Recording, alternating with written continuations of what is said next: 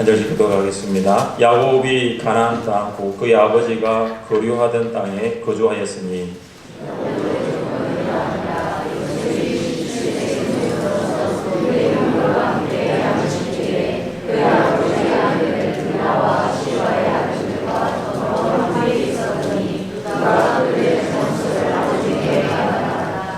요셉은 노년에 얻은 아들이므로 이스라엘 여러 아들들보다 그를 더 사랑함으로 그를 위하여 채색 옷을 지었더니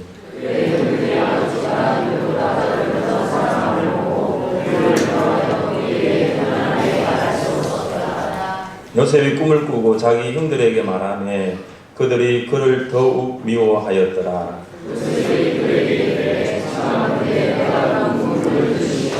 우리가 밭에서 곡식단을 묶더니 내 단을 일어서고 당신들의 단은 내 단을 둘러서서 절하더이다.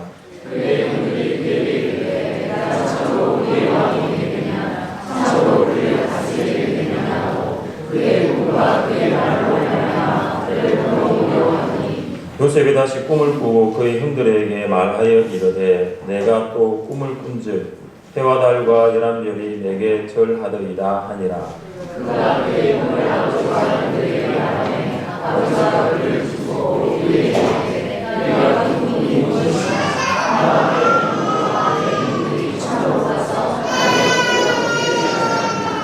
함께 읽겠습니다. 그의 형들은 시기하되 그의 아버지는 그 말을 간직해 두었더라. 아멘. 형제를 잘 보내셨습니까? 시드니 그린버그라는 사람이 청년과 노인의 8가지 차이점을 말했습니다. 그 8가지 차이점 가운데 한 가지를 소개해 드리겠습니다. 만약 우리가 꿈을 아직도 갖고 있다면 우리는 청년이다. 그러나 우리가 꿈을 포기하고 오늘만을 바라보고 있다면 우리는 노인이다. 시드니 그린버그는 청년과 노인의 차이점을 나이로 구분하지 아니하고 꿈을 가지고 구분했습니다. 비록 나이가 노인이라도 아직도 꿈을 가지고 있으면 청년이지만 나이는 청년이라도 꿈을 포기하면 노인이 되는 것입니다. 그 모습은 노인으로 보여도 꿈이 있으면 청년이지만 아무리 그 모습이 청년으로 보여도 꿈이 없으면 노인입니다. 그렇다면 여러분은 청년입니까? 노인입니까? 옆에 계신 분에게 한번 물어보시기 바랍니다. 청년입니까? 노인입니까? 물어보십시오. 청년입니까? 노인입니까? 분명히 내가 보기에는, 여러분 보기에는 노인이 맞는데 청년이라고 하는 분도 계실 수 있고, 여러분 보기에는 청년인데 꿈이 없다면 노인으로 보일 수도 있겠습니다. 꿈이 있는 인생은 청년이지만 꿈이 없는 인생은 노인이 되는 것입니다. 여러분 모두가 꿈이 있는 인생 될 수 있기를 바랍니다. 어떻게 하면 우리는 꿈이 있는 인생이 될 수 있을까요? 첫째, 꿈이 있는 인생이 되기 위해서는 우리는 하나님이 주시는 꿈을 갖는 것입니다. 꿈이 있는 인생은 하나님이 주시는 꿈을 소유하는 것으로부터 출발합니다. 요셉은 2가지의 꿈을 꾸었습니다. 2가지의 꿈은 단순히 숫자 2라기보다는 하나님이 주신 꿈으로 볼 수가 있습니다. 동일한 메시지를 전달하는 꿈이었기 때문입니다. 하나는 형들이 묶은 곡식단이 요셉이 묶은 곡식단을 둘러서서 절하는 꿈이었습니다. 또 다른 하나는 해와 달과 11별이 요셉을 향하여 또 절하는 꿈이었습니다. 꿈은 다르지만 메시지는 동일하지 않습니까? 구약시대의 꿈은 하나님의 뜻을 사람들에게 나타내는 계시의 방편으로 사용되었습니다. 야곱이 바단 아람에서 20년의 타향살이를 끝내고 라반의 집을 떠나게 된 것은 하나님이 야곱의 꿈에 나타나 말씀하셨기 때문입니다. 솔로몬이 기브온에서 1000번제를 드린 후에 지혜를 구하게 된 것도 하나님이 솔로몬의 꿈에 나타나셨기 때문입니다. 이처럼 구약시대에는 하나님이 꿈으로 뜻을 보여주시고 계시해 주셨습니다. 그러나 계시가 완성된 오늘날에는 하나님이 성경으로 뜻을 보여주시고 말씀하십니다. 꿈으로 말씀하셨던 구약적인 배경에서 보면 요셉의 꿈은 일반적인 꿈이라고 말하기보다는 하나님의 뜻을 알려주시는 계시적인 꿈이라고 볼 수가 있습니다. 꿈은 요셉을 향한 하나님의 계획이고 요셉의 인생을 인도하는 길이었습니다. 여러분은 하나님이 주시는 꿈이 있습니까? 우리는 말씀과 성령으로 거듭나 하나님의 자녀가 되었지만 때로는 육신의 정욕과 또 육신의 생각으로 가득 차 있을 때가 많습니다. 하나님의 영인 성령이 우리 안에 거하시지만 여전히 육신을 쫓아 행할 때가 많이 있습니다. 우리가 꿈을 말할 때 하나님이 주신 꿈이 아닌 다른 방법을 통해서 꿈을 생각할 때가 있습니다. 인생의 선배들이 하는 이야기, 또 선생님들이 하는 성공 사례 등을 통해서 나도 그들처럼 되고 싶다라고 하면서 그것이 꿈으로 생각할 때가 있습니다. 아니면 TV 드라마의 주인공 이야기 혹은 막연한 희망사항을 가지고 마치 하나님의 꿈으로 이해할 때도 있습니다. 그래서 이런 꿈들은 나이가 달라지고 환경이 변함에 따라 때로는 수시로 바뀌기도 합니다. 그러나 하나님이 주시는 꿈은 다릅니다. 하나님이 주시는 꿈의 시작과 출발은 우리가 아니라 하나님이시기 때문입니다. 요셉이 꿈을 꾸고 싶어서 꾼 것이 아니라 하나님이 꾸게 하셨기 때문에 꾸게 된 것입니다. 그래서 요셉이 지어낸 이야기가 아닙니다. 요셉이 꿈꾸었던 희망사항도 아니었습니다. 사람들은 꿈을 이야기할 때에 내가 좋아하는 것, 하고 싶은 것, 그것이 꿈이다라고 말을 합니다. 그러나 하나님의 꿈은 우리가 좋아하는 것이나 우리가 하고 싶은 것은 아닙니다.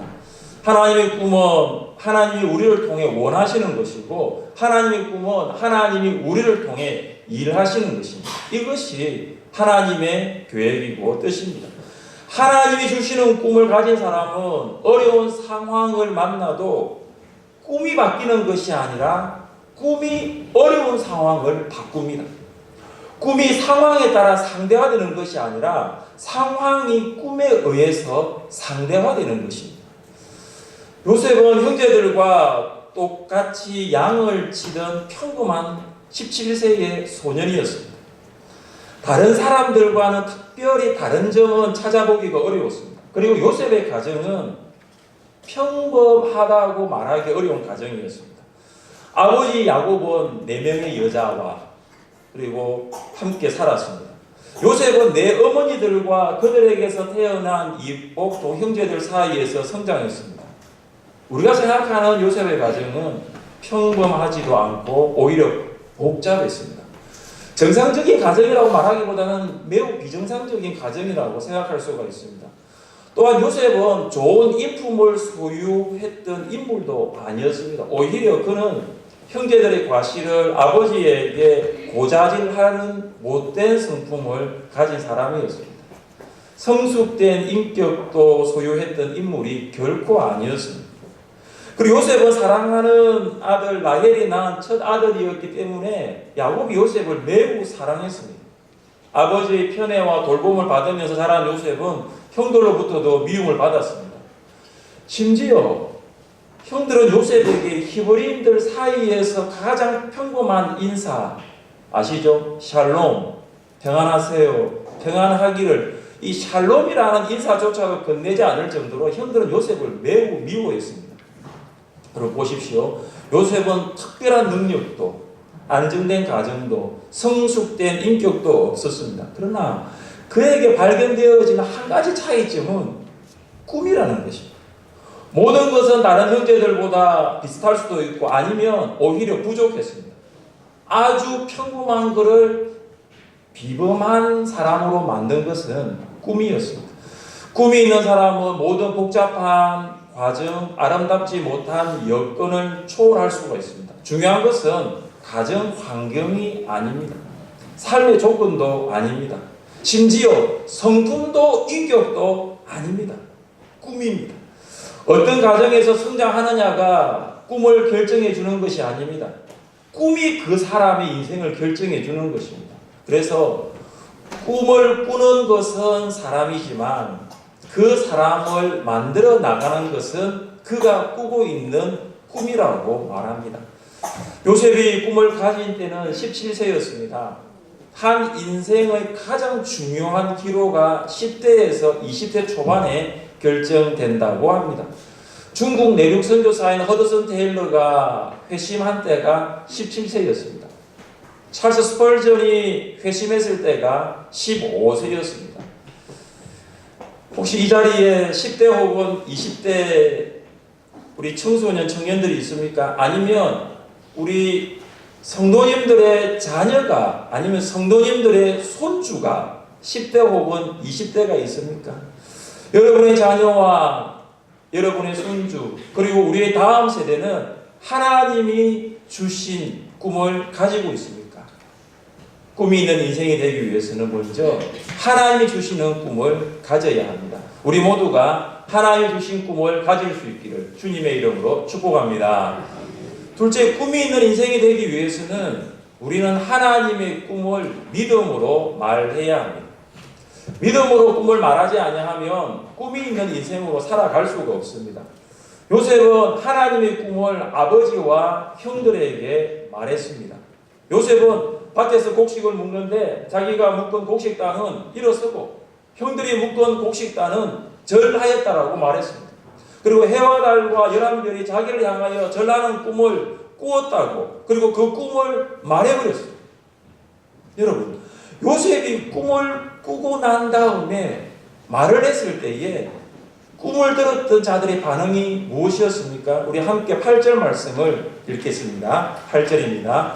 그의 형들이 그에게 이르되 내가 참으로 우리의 왕이 되겠느냐 참으로 우리를 다스리게 되겠느냐 하고 그의 꿈과 그의 말로 말미암아 그를 더욱 미워하더니 형들이 요셉의 꿈을 들었을 때에 그래 너의 그 꿈 이루어질 거야 라고 격려하지 않았습니다. 요셉의 꿈에 대한 형들은 정오하고 시기하였습니다. 그들은 반복적으로 말했습니다. 내가 참으로 우리의 왕이 되겠느냐? 내가 참으로 우리를 다스리겠느냐? 혼자서 꿈꾸는 것만으로는 사람들의 미움의 대상이 되지 않습니다. 말하지 아니하면 그 꿈에 대해서는 알지 못하기 때문입니다. 그러나 요셉이 꿈을 말하였을 때 형제들이 요셉을 더욱 미워하기 시작했습니다.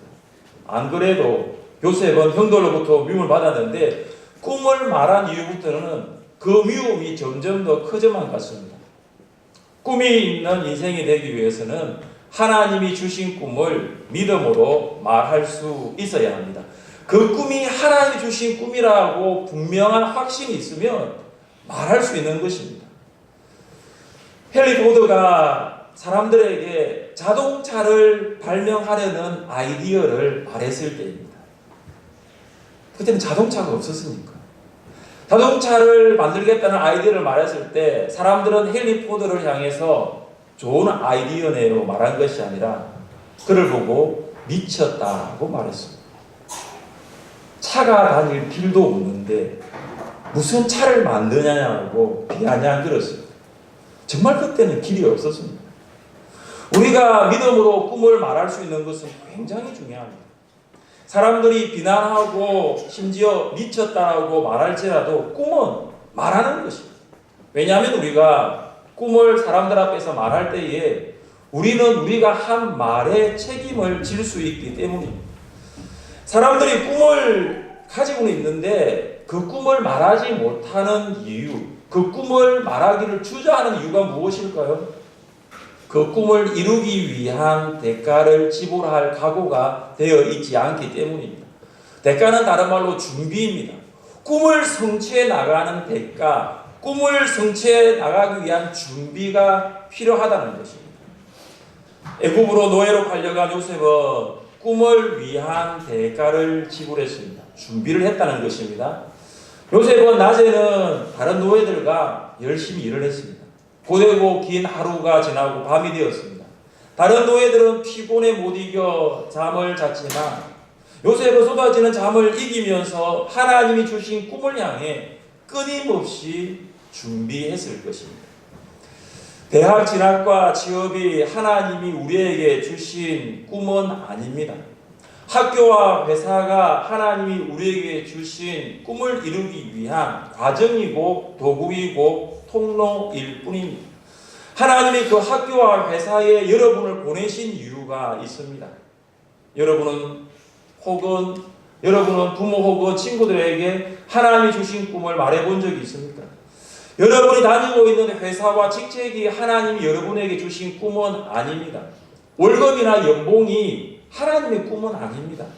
회사와 직책을 통해서 하나님이 일하시기를 원하는 것이 있는데 그 원하시는 것이 꿈입니다. 여러분은 배우자와 성도들에게 하나님이 주신 꿈을 말해본 적이 있습니까? 여러분이 꿈을 말한다면 사람들은 요셉의 형들과 같은 비슷한 반응을 보일 수 있습니다.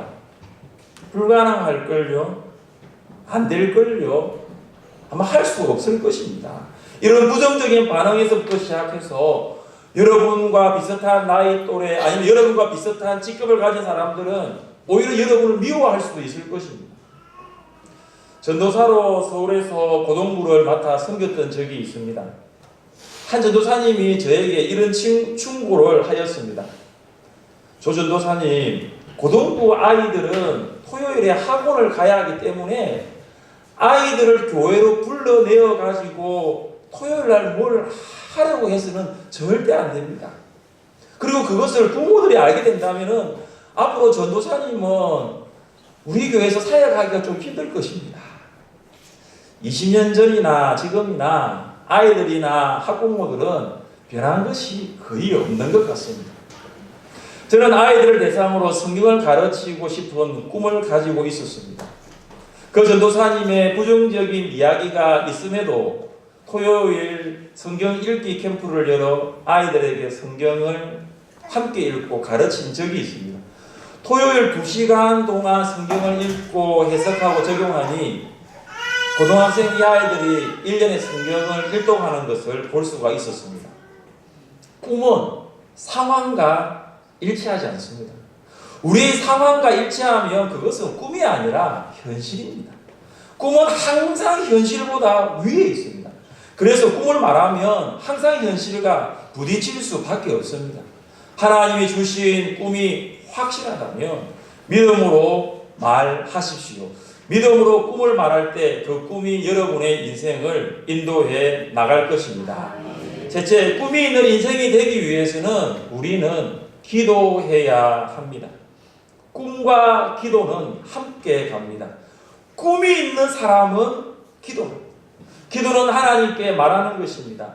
자신이 가진 꿈이 부모 혹은 주변 사람들을 황당하게 만들 때가 있습니다. 말이 되지 않기 때문입니다. 그래서 꿈을 믿음으로 말한 사람은 결국 하나님을 의지할 수밖에 없는 것입니다. 우리 힘으로 감당할 수 없는 꿈일수록 더욱 기도하게 됩니다. 지금 형편에서 우리가 가진 꿈은 우리가 쉽게 이룰 수 있는 것도 아니고 도저히 상상할 수 있는 것들도 아닐 수 있습니다. 그렇기 때문에 더더욱 우리가 하나님을 의지하고 기도할 수 있습니다. 요셉의 생애를 보면 그가 기도했다라는 것을 생각해 볼 수가 있습니다. 요셉이 형들의 시기를 받아 형들이 요셉을 구덩이에 던졌을 때에도 요셉은 기도했을 것입니다. 미디안 사람의 손에 팔려 애국으로 내려가는 도중에서도 기도했을 것입니다. 고향과 부모를 떠나 애국 바로의 신하 보디발의 시대장 보디발의 집에서 노예 생활을 할 때에도 아마 요셉은 기도했을 것입니다.